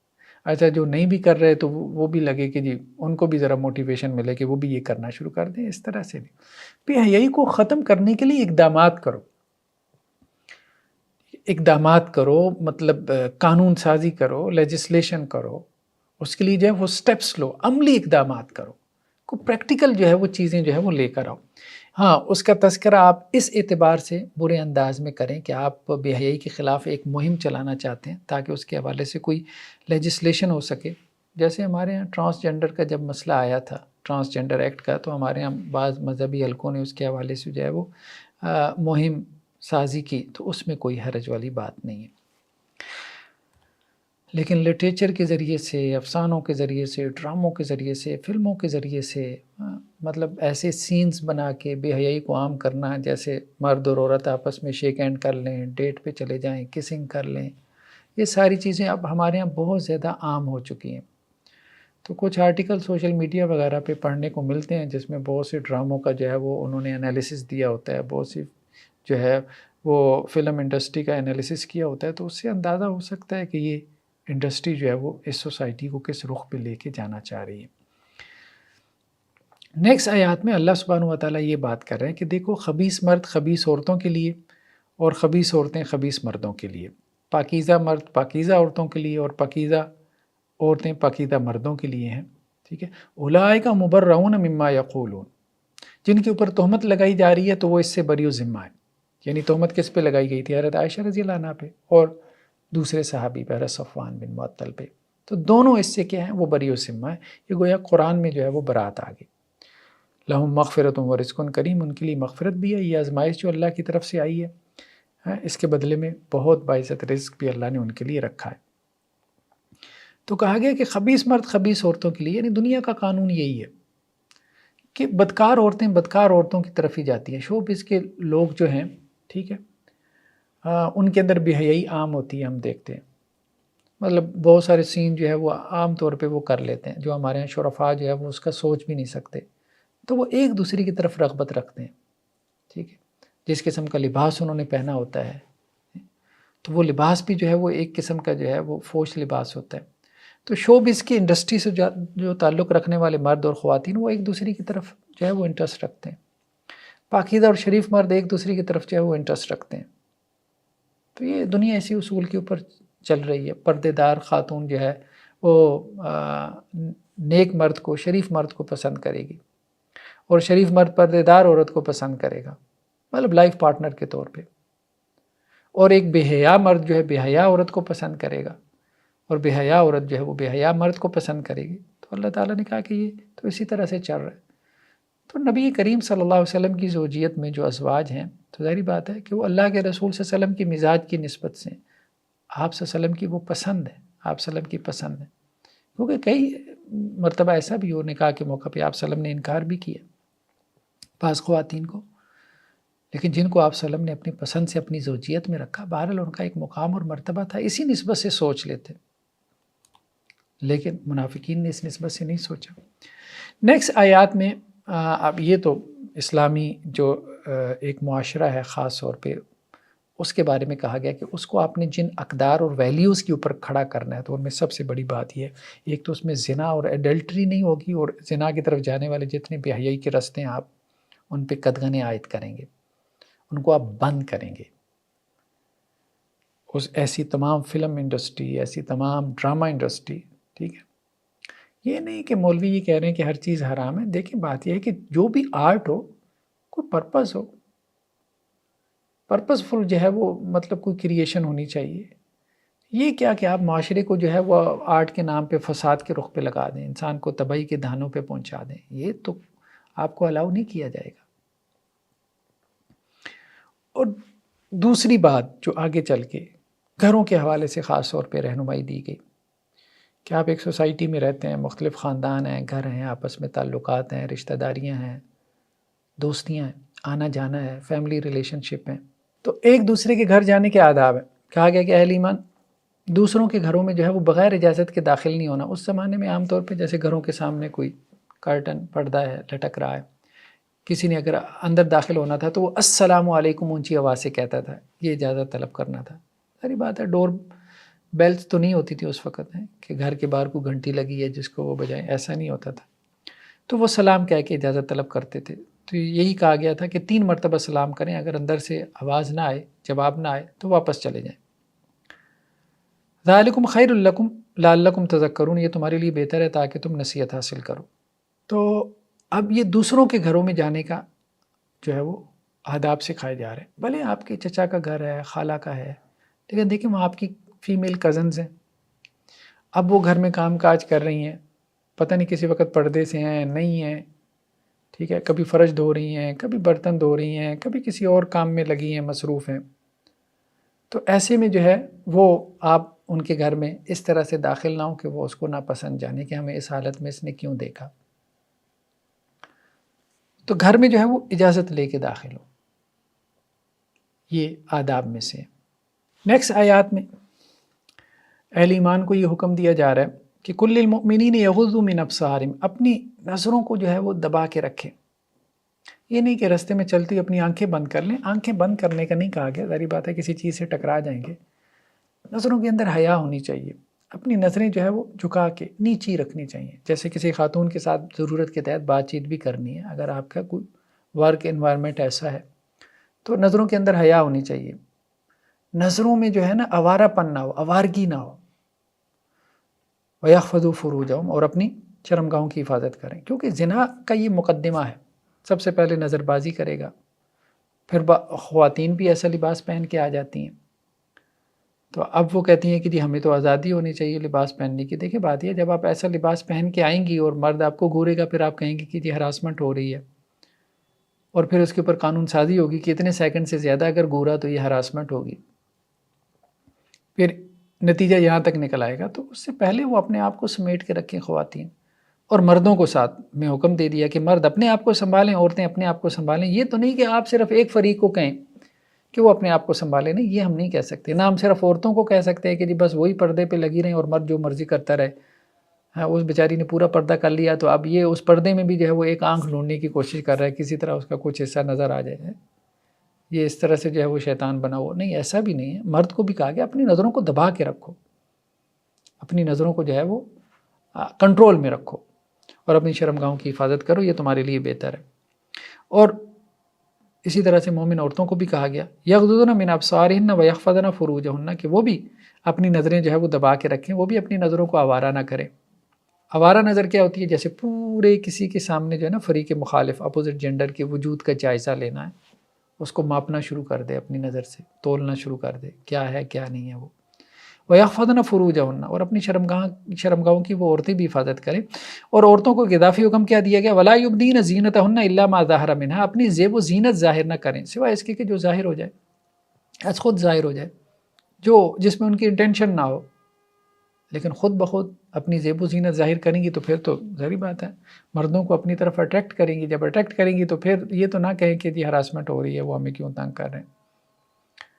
اس میں کوئی شک نہیں، پردہ دار خواتین کو بھی تنگ کیا جاتا ہے. لیکن آپ دیکھیں گے جب بھی آپ سروے کریں گے، پردہ دار خواتین کو ہمیشہ ریشو میں بہت کم تنگ کیا جاتا ہے بنسبت ان خواتین کے جو بند سور کے ڈھن کے باہر نکلتی ہیں. ظاہری بات ہے کہ گلا کھلا ہے، اس کے اندر گولڈ کی چین ڈالی ہوئی ہے، اور اوپر سے جو ہے وہ میک اپ جو ہے وہ اس کی 3 لہریں ہیں، ٹھیک ہے، زیورات سے انسان لدا پھندا ہو، خوشبوئیں اس سے آ رہی ہوں. اب وہ کہے کہ جی مرد اس کی طرف نظر اٹھا کے بھی نہ دیکھے، تو آپ نے تو اس کو جو ہے وہ اپنی طرف دیکھنے کے سارے امکانات پیدا کر دیے. تو یہ سب آپ نے کیا کس لیے ہے؟ اگر گہرائی میں جائیں تو یہ سارا اس لیے کیا ہے کہ مرد دیکھے. سینٹر آف اٹریکشن بننے کے لیے تو کیا، اور کس لیے کیا ہے؟ باہر جب آپ نکلی ہیں، اگر شوہر کے لیے کرنا تھا، گھر والوں کے لیے کرنا تھا، تو اس میں تو کوئی حرج نہیں ہے. وہ تو پھر قرآن نے کہا ہے کہ ہاں اگر اپنے شوہروں کے لیے، اپنے گھر والوں کے لیے، محرم رشتہ داروں کے لیے کر لے تو اس میں کوئی حرج نہیں ہے. کیونکہ عورت کے اندر ایک فطری خواہش تو ہے، اس لیے کہا گیا کہ شوہر کے لیے بنے سنورے، اور شوہر کو چاہیے کہ وہ اس کی اس فطری خواہش کو پورا کرے، اس کی تعریف کرے. ہاں یہ شوہر کو چاہیے، یا والدین کو بھی چاہیے اپنی جو بیٹیاں ہوتی ہیں کہ ان کی تعریف کر دیا کریں. کیونکہ جب والدین نہیں کرتے، شوہر نہیں کرتے، تو پھر کیا ہوتا ہے کہ وہ پھر باہر سے جو ہے نا کہیں سے تعریف لینے کی کوشش کرتی ہیں، اور باہر تو وہ پھر بھیڑیے بیٹھے ہیں، وہ تھوڑی سی تعریف کے بدلے بہت کچھ وصول کر لیتے ہیں، سب کچھ چھین کے لے جاتے ہیں اس کا، اور اسے بہت بعد میں جا کے احساس ہوتا ہے، لیکن اس وقت کچھ نہیں ہو پاتا. تو کہا گیا کہ عورتیں بھی جو ہے وہ اپنی زینت ظاہر نہ کریں سوائے اس کے کہ جو خود ظاہر ہو جائے، اپنے آپ کو سمیٹ کے رکھیں، چھپا کے رکھیں. ہاں ان کے سامنے اپنی زینت ظاہر کر سکتے ہیں جو ان کے شوہر ہیں، جو ان کے بھائی ہیں، جو ان کے بیٹے ہیں، جو ان کے بھانجے ہیں، جو ان کے بھتیجے ہیں. وہ پھر ایک فہرست قرآن نے بیان کی ہے، جو قریبی ریلیٹیوز ہیں، رشتہ دار ہیں، وہ کوئی حرج نہیں ہے. نیکسٹ آیات میں نکاح کا حکم دیا جا رہا ہے کہ نکاح کو عام کرو. ایک طرف زنا کے راستے بند کیے، اور جو زنا کی طرف جا رہے تھے یعنی بد نظری ہے، ٹھیک ہے، اسی طرح سے ایک دوسرے کے گھر میں بغیر اجازت کے گھس جانا، تو جتنی چیزیں تھیں ان کے اوپر جو ہے وہ قدغنیں عائد کی، تہمتیں لگانا، زنا کے بارے میں جو ہے وہ تشہیر کرنا، کسی کے زنا کے بارے میں اس کے اوپر پابندیاں لگائیں گی.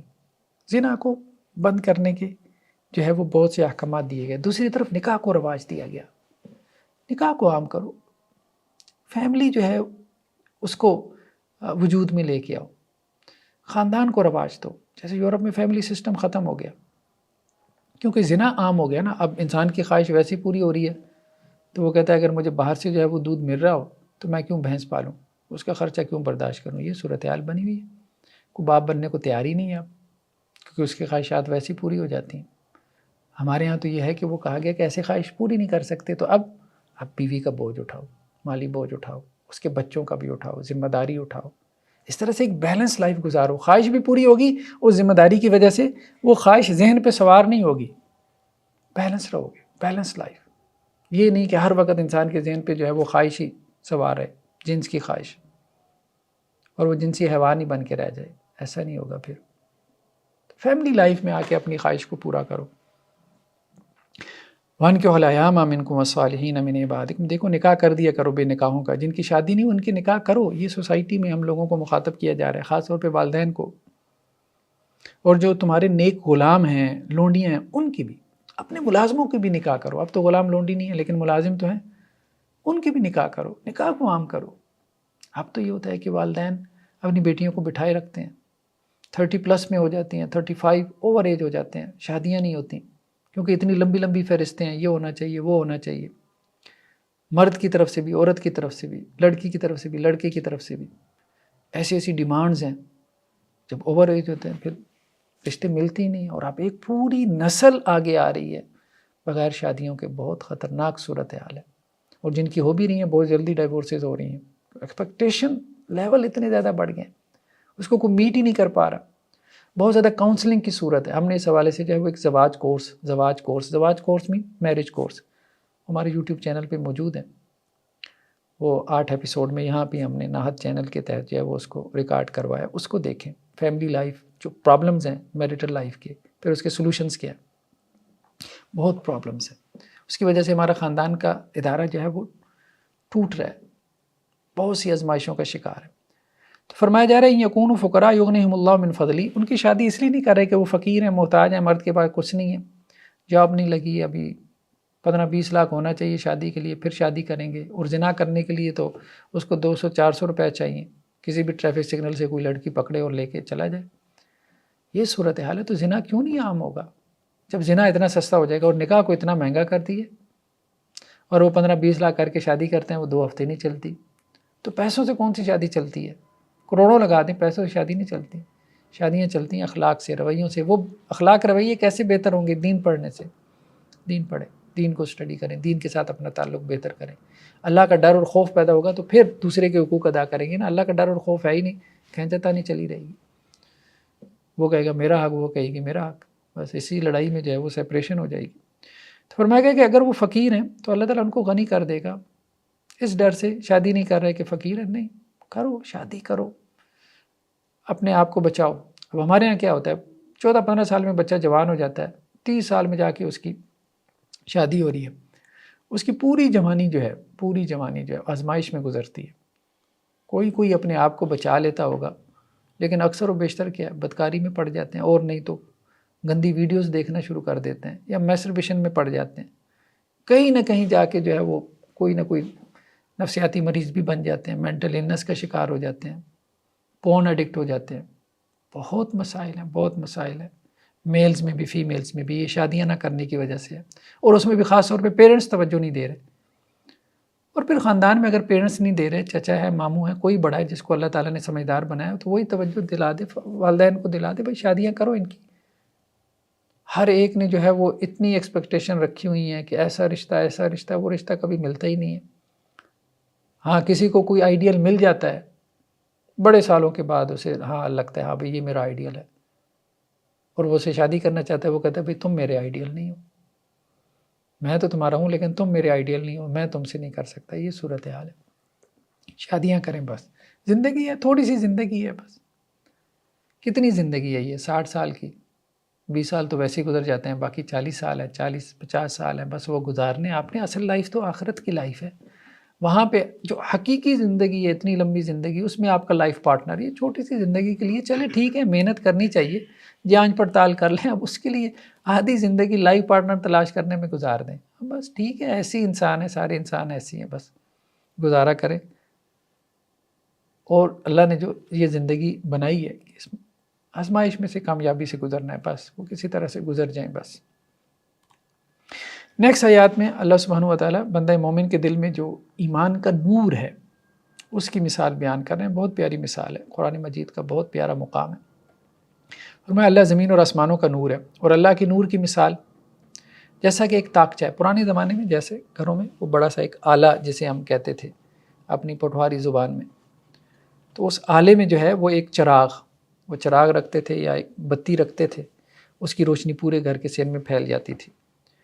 تو وہ چراغ جو ہے وہ شیشے کے برتن میں ہے، اور وہ چراغ ایسے جیسے کوئی روشن ستارہ ہو، اور وہ جو چراغ جل رہا ہے وہ زیتون کے درخت کے تیل سے، جو نہ مشرقی ہے نہ مغربی ہے، یعنی زیتون کا درخت جو ہے جو جھنڈ کے درمیان میں ہوتا ہے، سارا دن اس کے اوپر جو ہے وہ سورج کی دھوپ پڑتی ہے، تو سارا دن جس کے اوپر دھوپ پڑے تو آپ اس کا تیل بہت اچھا ہوتا ہے۔ تو یعنی ایک تو زیتون کا تیل، اور دوسرا زیتون کے اس درخت کا تیل جس کا تیل انتہائی خالص۔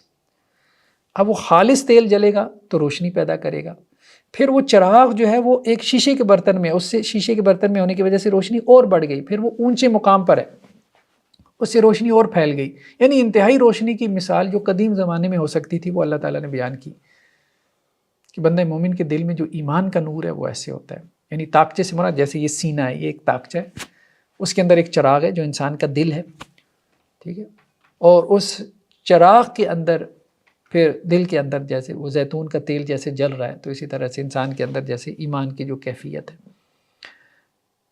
تو یہ بندہ مومن کے اندر جو ہے وہ نور کی کیفیت ہوتی ہے، اور جو صحیح معنوں میں ایمان لانے والا ہے اسے یہ نور کی کیفیات محسوس بھی ہوتی ہیں۔ جو صحیح معنوں میں دین اسلام کو پریکٹس کرنے والا ہوتا ہے، اخلاص کے ساتھ، سنسیریٹی کے ساتھ اور سنت کے مطابق، اسے یہ ساری کیفیات محسوس ہوتی ہیں، یہ جو نور ہے اسے باقاعدہ محسوس ہوتا ہے۔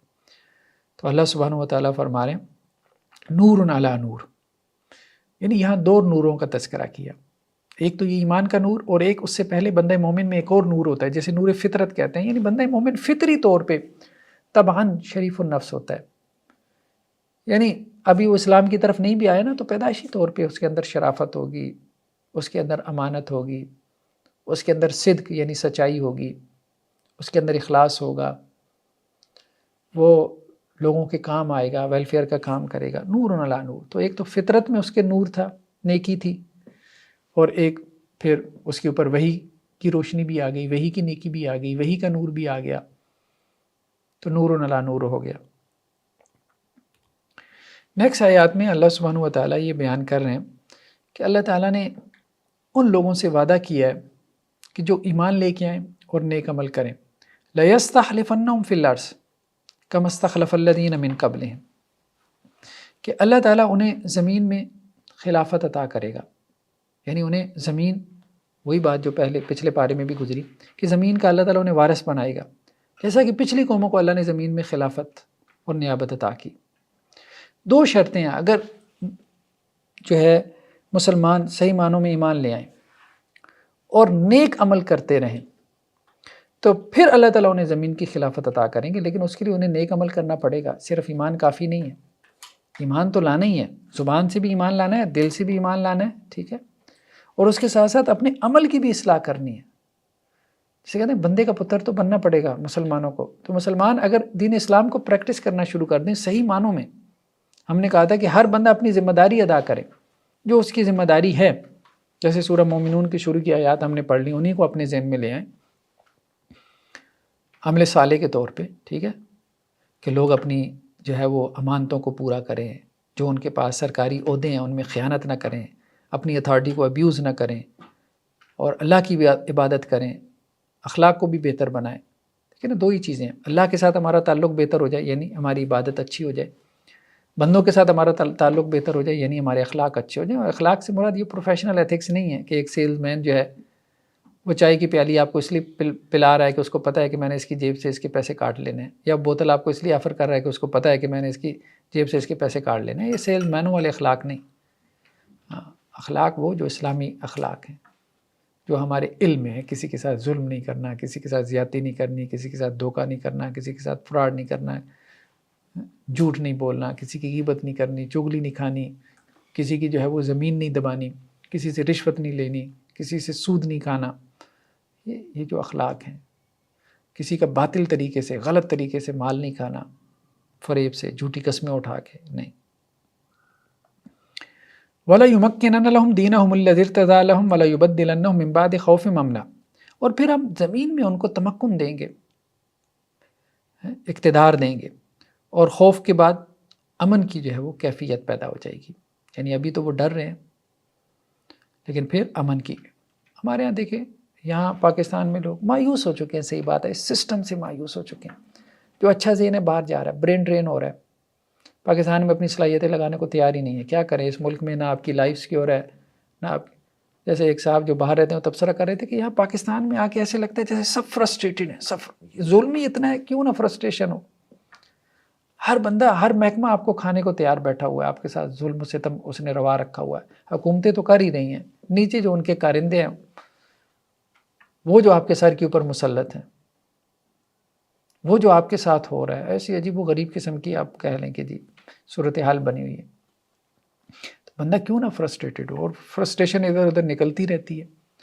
اصل مسئلے کو کوئی نہیں حل کرتا کہ یہ فرسٹریشن کہاں سے پیدا ہو رہی ہے، بھئی اس کے پیچھے وہ ظلم ہے، وہ ظالمانہ نظام ہے، وہ بندہ ہر جگہ اس کو جو ہے وہ رگڑا لگائی جا رہے ہیں، کہیں پہ جو ہے وہ غلط قانون سازی کر کے جو ہے وہ اس کے اوپر مزید ظلم کیا جا رہا ہے، اور کہیں پہ وہ قانون تو بنا ہوا ہے لیکن وہ قانون پریکٹس ہی نہیں ہو رہا، کوئی اس کو پوچھ ہی نہیں رہا، کوئی اس کو لفٹ ہی نہیں کروا رہا، قانون کو پوچھنے والا ہی نہیں ہے، لا اینڈ آرڈر جو ہے وہ اس کی سچویشن پوری طرح سے متاثر ہے۔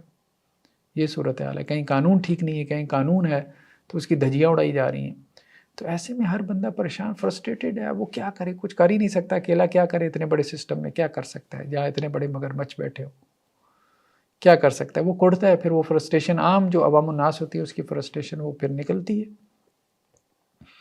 تو یہ ایک خوف کی کیفیت امن میں بدل جائے گی۔ تو ہم کہہ رہے تھے کہ یہاں سے لوگ باہر کیوں جاتے ہیں فارن کنٹریز میں، یار وہاں کم از کم سکون ہے، اطمینان ہے، ٹھیک ہے، آپ کو یہ پتہ ہے کہ جو ہم سے لیں گے وہ بس وہی جائز حق ہوگا، وہی لیں گے، ضرورت سے زائد نہیں لیں گے، دھوکہ دہی نہیں کریں گے، فراڈ نہیں کریں گے، ملاوٹ نہیں ہوگی چیزوں میں۔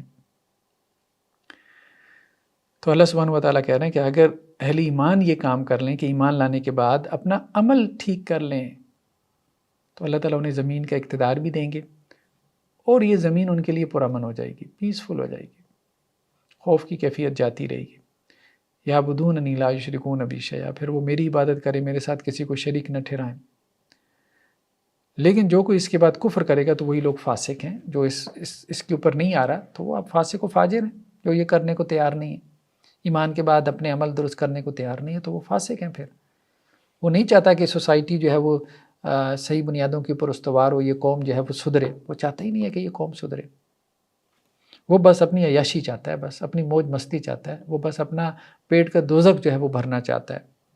وہ بس چاہتا ہے کہ اپنی خواہشات پوری کر لے، اپنی بیوی بچوں کی خواہشات پوری کر لے، بھلے جو ہے وہ ساری قوم جہنم میں اس کو جھونک دے، بھلے جو ہے وہ اس کی خاطر کتنے لوگوں کی زندگی جو ہے وہ داؤ پہ لگ جائے.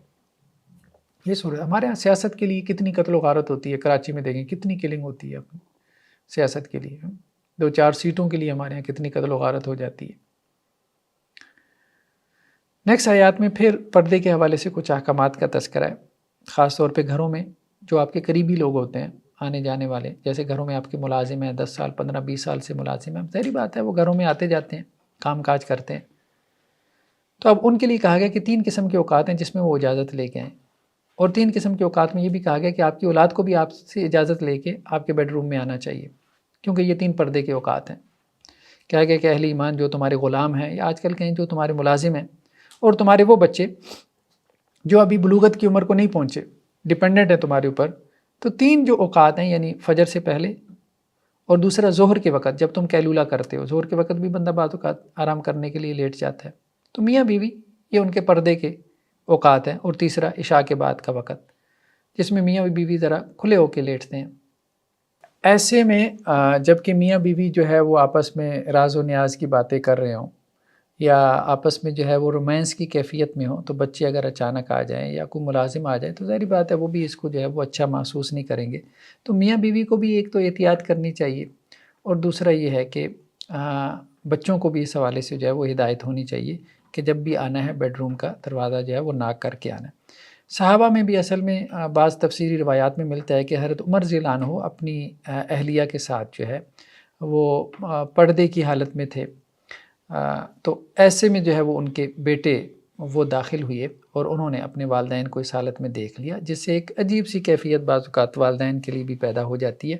تو اس پہ پھر یہ آیات نازل ہوئیں کہ اہل ایمان اپنے بچوں کو انسٹرکشن دو، ان کو ہدایات دو کہ یہ جو اوقات ہیں ان میں جو ہے وہ جب بھی آئے تو دروازہ وغیرہ جو ہے وہ کھٹکھٹا کے آئے. ویسے میاں بیوی بھی اس معاملے میں احتیاط کر لیں کہ اپنے بیڈ روم کے دروازے کو جو ہے وہ لاک لگا لیا کریں، لیکن کبھی وہ بھول بھی جاتے ہیں تو ایسے میں اچانک جو ہے وہ بچے یا ان کے کوئی ملازم ان کے اوپر جو ہے وہ داخل نہ ہو. گھر میں کام کرنے والی میڈز ہوتی ہیں تاکہ جو ہے وہ ان کے لیے کوئی ایسی کیفیت نہ پیدا ہو کہ جس میں وہ بہت زیادہ اپنے آپ کو انکمفرٹیبل فیل کریں. بعض اوقات ہو جاتا ہے، بعض بچوں نے جو ہے وہ اپنا یہ فیلنگ بھی جو ہے وہ ذکر کی ہے کہ جب بھی ان کے والدین جو ہے وہ کسی دوسرے کمرے میں اکیلے ہوتے ہیں تو ان کو بس جیسے کوئی OCD ہو جاتی ہے، مطلب ان کے دماغ کے اوپر یہ خیال جو ہے وہ سوار ہو جاتا ہے کہ ان کے والدین پتہ نہیں کیا کر رہے ہیں آپس میں. تو اس قسم کے ان کو جو ہے وہ وساوس آتے ہیں. تو خیر اس کی وجہ یہی ہوتی ہے کہ کسی مطلب نامعقول حالت میں انہوں نے اپنے والدین کو کسی وقت میں دیکھ لیا، اب اس کے بعد سے ان کے دماغ میں جو ہے وہ یہ بات بیٹھ جاتی ہے اور ہر وقت ان کے ذہن پہ یہ بات جو ہے وہ سوار بھی رہتی ہے، اور یہ چیز پھر ان کے لیے پریشان کن بھی بن جاتی ہے. تو اس لیے والدین کو بھی اس حوالے سے جو ہے وہ احتیاط کرنی چاہیے کہ بچوں کے لیے بھی جو ہے وہ آزمائش نہ بنے، خاص طور پہ اپنے نوجوان بچوں کے لیے جو کہ شادی کی عمر کے قریب ہوں، تو یا تو ان کی بھی شادیاں کریں. نیکسٹ آیات میں جو ہے وہ بوڑھی خواتین کے لیے پردے کے احکامات کو جو ہے وہ بیان کیا جا رہا ہے کہ بوڑھی جو خواتین ہوتی ہیں جو خاص طور پہ سن یاس کو پہنچ جائیں، یعنی جیسے 50 یا 55 پلس میں خواتین ہوتی ہیں جن کے مینسز جو ہے وہ ختم ہو جاتے ہیں، حیض کا خون جو ہے وہ آنا بند ہو جاتا ہے، تو ان کے لیے پردے کے احکامات میں کچھ نرمی کر دی گئی کہ اگر وہ فیس کورنگ نہ بھی کریں، صرف اپنا جو ہے وہ سر ڈھانپ لیا کریں تو اس میں کوئی حرج نہیں ہے. تو کہا گیا کہ بڑی عمر کی عورتیں جو ہے جو نکاح کی امید نہیں رکھتی، یعنی اب نکاح کی عمر سے گزر چکی ہیں، بوڑھی ہو چکی ہیں، تو ان پہ کوئی گناہ نہیں ہے. این یضعن ثیابہن، کہ وہ جو اضافی کپڑے ہیں اگر وہ ان کو اتار رکھیں، مطلب جو فیس کورنگ وغیرہ اگر وہ نہ کریں. غیر متبرجات بزینہ، لیکن زیب و زینت وہ بھی نہ کریں، وہ بھی اچھا نہیں ہے کہ زیب و زینت کر کے وہ باہر نکلے. وہیں یستعففن خیر اللہن، لیکن اگر وہ پھر بھی اگر نقاب کرتی ہیں تو یہ زیادہ بہتر ہے، یہ ان کے لیے زیادہ بہتر ہے. اور اللہ تعالیٰ سننے والا جاننے والا ہے۔ یعنی جو ان کو رخصت دی گئی ہے اگر وہ رخصت اویل نہیں کرتی اور اضافی کپڑے بھی جو ہے وہ اپنے اوڑے رکھتی ہیں تو یہ ان کے لیے زیادہ بہتر ہے۔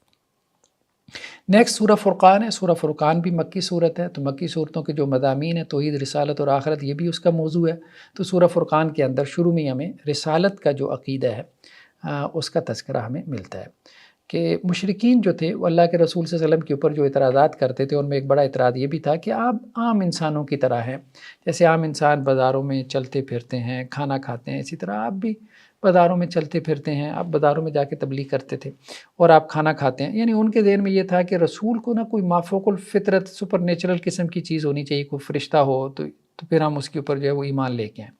تو انہوں نے کہا کہ اس رسول کو کیا ہو گیا، یہ کھانا بھی کھاتا ہے، بازاروں میں بھی چلتا ہے، اس رسول کے اوپر کوئی فرشتہ کیوں نہیں نازل ہو جاتا، جو فرشتہ ہوتا وہ ہمیں ڈراتا، او یلقا الیہ کنز، یا کوئی خزانے جو ہے وہ اس رسول کے قدموں میں ڈھیر کر دیے جاتے، او تکون لہ جنہ، یا اس رسول کے پاس کوئی باغات ہوتے یا کل منہا جس میں سے یہ کھاتا۔ وقال الظالمون ان تتبعون الا رجلا مسحورا، تو وہ ظالم کیا کہتے تھے کہ تم ایک ایسے آدمی کی پیروی کر رہے ہو جس کے اوپر معاذ اللہ جادو کر دیا گیا۔ اس طرح سے اعتراضات کرتے تھے کہ رسول کا سوشل سٹیٹس نہیں ہے، اس کے پاس باغات نہیں ہیں، اس کے پاس چودراہٹ نہیں ہے، اس کے پاس سونے چاندی کے خزانے نہیں ہیں، اس کے ساتھ فرشتوں کی جیسے ان کے ہاں تھا کہ جی کو بڑا وڈیرا اور چودھری ہوتا ہے، آگے پیچھے اس کے جو ہے وہ باڈی گارڈز ہیں، ٹھیک ہے، اس کے پاس زمینیں ہیں، جائیدادیں ہیں، اور اس کے ذریعے سے اس نے لوگوں کو جو ہے وہ اپنا فالوور بنا رکھا ہے۔ رسول کا معاملہ یہ نہیں ہوتا کہ وہ طاقت کے بل پہ لوگوں کے پیچھے چلائے، وہ تو انسانوں کے دل جیتتا ہے، انسانوں کے دل جیتتا ہے۔ تو لیکن یہ بات ان کو سمجھ نہیں آ رہی تھی، اور وہ رسول کو جو ہے وہ ایک عام سردار اور چودھری اور وڈیرا اور ایک جو عام بادشاہ ہوتا تھا اس کے اوپر جو ہے وہ قیاس کر رہے تھے۔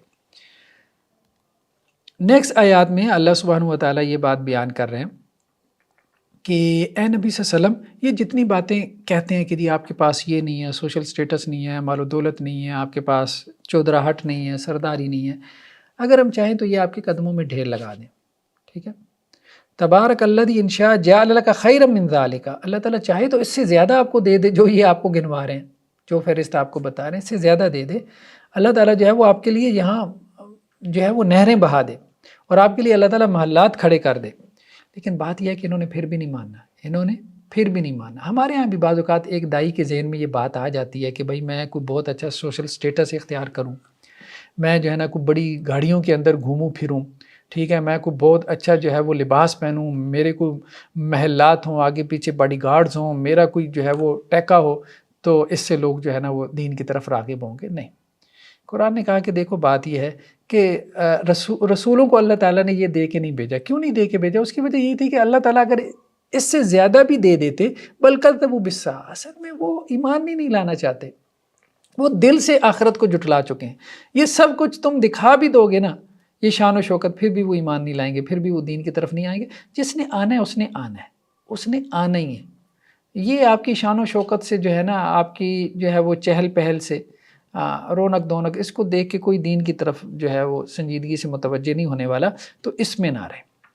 تو بل کذبوا بالساعة، بلکہ انہوں نے جو ہے وہ قیامت کو جھٹلا دیا۔ وَأَعْتَدْنَا لِمَنْ كَذَّبَ بِالسَّاعَةِ سَعِيرًا، تو جنہوں نے قیامت کو جھٹلایا ہم نے ان کے لیے جو ہے وہ بڑکتی ہوئی آگ کو تیار کر رکھا ہے۔ باقی یہ ہے کہ اگر اللہ نے کسی کو دی ہے تو ظاہری بات ہے وہ تو نظر آنا چاہیے نا اس کے اوپر، ہاں، لیکن ہم اس لیے جو ہے وہ سارا وہ لائف سٹائل اختیار نہ کریں وہ عمراء والا کہ جی وہ دین کی طرف آ جائیں گے۔